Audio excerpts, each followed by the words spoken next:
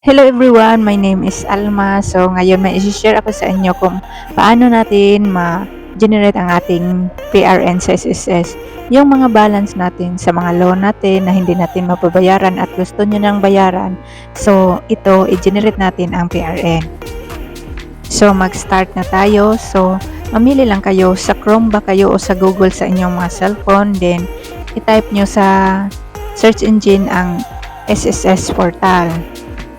Pagkatapos mong ma-type ang SSS portal, i-click mo yung go or okay sa inyong mga cellphone.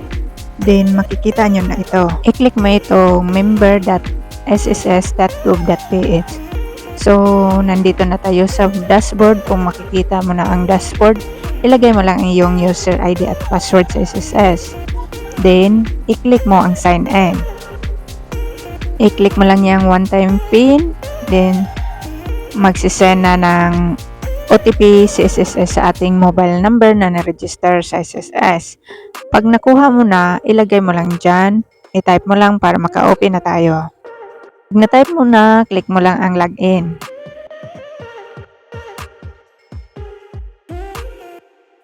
At dito na, nakapasok na tayo.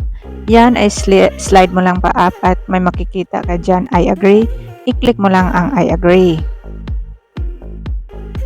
At sa upper left side, may makikita ka diyang 3 lines. I-click mo lang yan.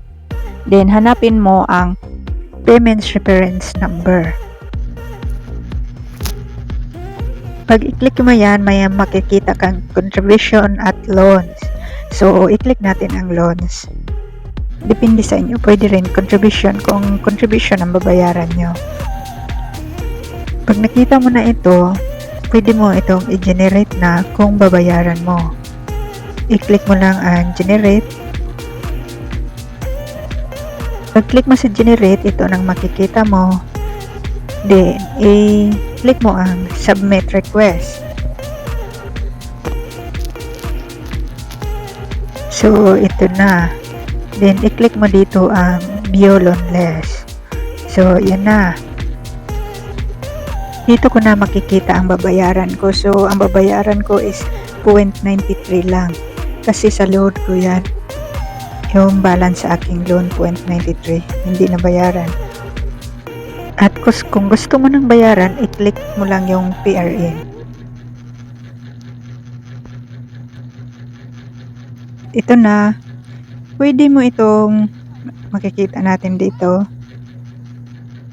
So, ito na, pwede yung barcode o pwede rin yung i-type mo yung IE to 500, 6135, 856, depende kung anong lalabas sa inyo. At kung hindi nyo alam kung saan pwede magbayad, pwede kayo sa mga bayad center, din mas easy yung GCash. May isi-share ako sa inyo kung paano magbayad sa GCash for my next video. So, thank you for watching at sana nakatulong. Bye-bye and God bless.